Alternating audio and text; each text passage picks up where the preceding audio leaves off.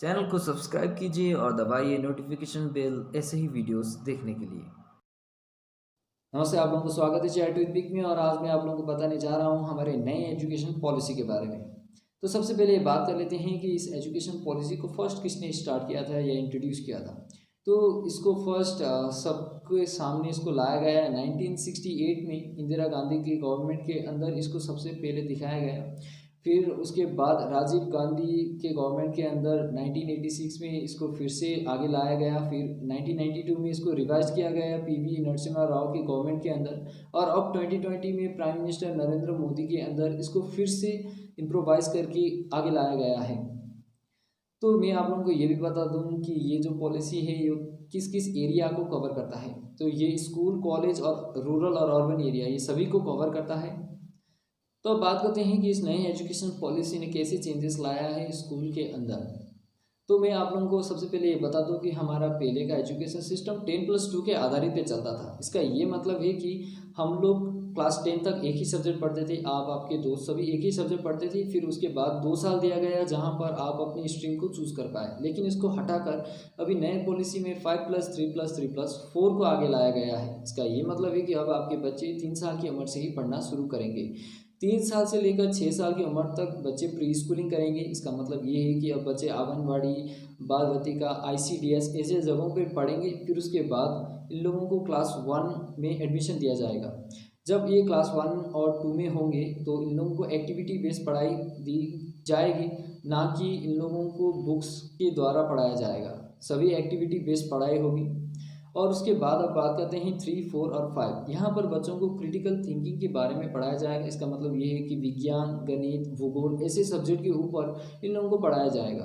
तो अब बात करते हैं क्लास 6, 7 और 8 के बारे में। यहाँ पर बच्चों को एक वोकेशनल सब्जेक्ट चूज़ करने का मौका मिलेगा, जहाँ पर कारपेंट्री, सोल्डरिंग, वेल्डिंग सभी चीज़ सीख पाएंगे आपके बच्चे।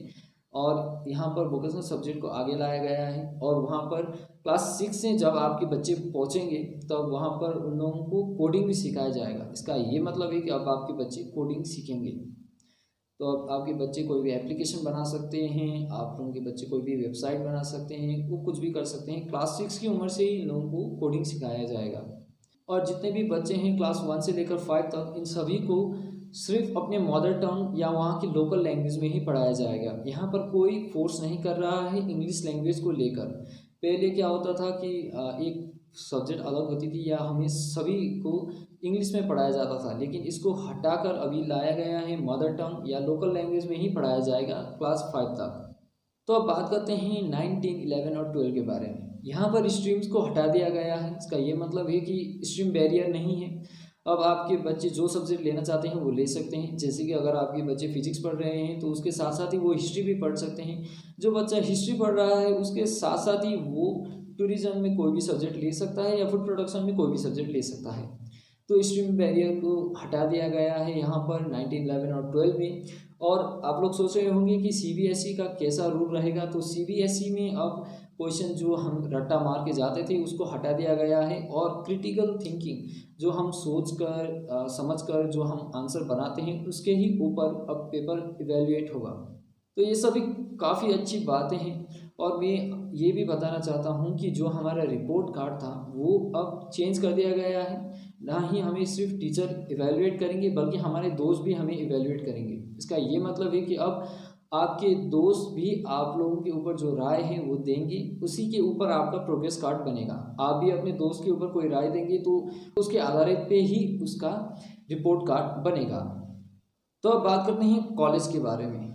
तो कॉलेज की बात करूं तो वहाँ पर भी काफ़ी सारे चेंजेस किए गए हैं। इनमें सबसे बड़ा चेंज ये है कि कई बार हमें कॉलेज छोड़ देना पड़ता है क्योंकि हम बीमार हो जाते हैं या हमारे पेरेंट्स बीमार हो जाते हैं, ऐसे कई सारे रीजंस की वजह से हमें कॉलेज छोड़ना पड़ता है।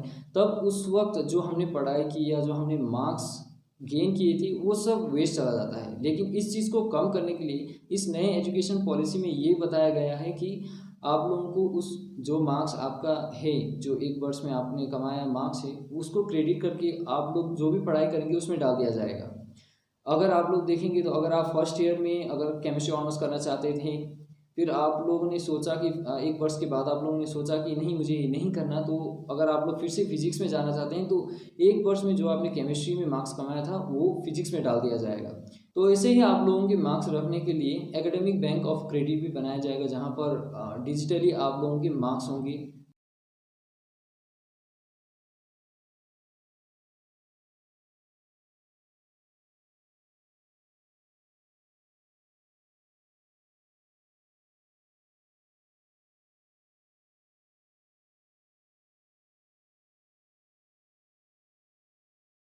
और एक अच्छी बात मैं बताना चाहता हूँ कि अब जो नई एजुकेशन पॉलिसी है उसमें 6% ऑफ द जीडीपी को हमारे एजुकेशन में लगाया जाएगा। हालांकि अभी हमारी जो जीडीपी हमारे एजुकेशन के ऊपर है वो है 4.6%। तो अब ये होप करते हैं कि हमारी जो भी एजुकेशन पॉलिसी में आई हुई सारी बातें हैं वो इम्प्लीमेंट हो जाए जल्दी ही अच्छी तरीके से।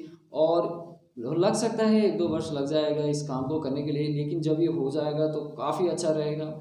हमारे जितने भी जूनियर्स हैं उन लोगों को काफ़ी फ़ायदा है इस चीज़ से, क्योंकि अब स्कूल्स में जो भी ड्रॉप आउट होते थे, स्कूल छोड़ के जो जाते थे वो भी कम हो जाएगा, कॉलेज छोड़ के जो जाते थे वो भी कम हो जाएगा। इस बात से काफ़ी ज़्यादा खुशी मिल रही है या मिलती रहेगी। तो आज के लिए बस इतना ही, और आप लोग देखते रहिए चैट विद बिग। जाते जाते लाइक कमेंट और शेयर ज़रूर कर दीजिए, और नीचे एक लाल कलर के बटन में सब्सक्राइब दिखाए उसको भी दबा दीजिए, ताकि आप लोग देख पाए मेरा वीडियो अगली बार।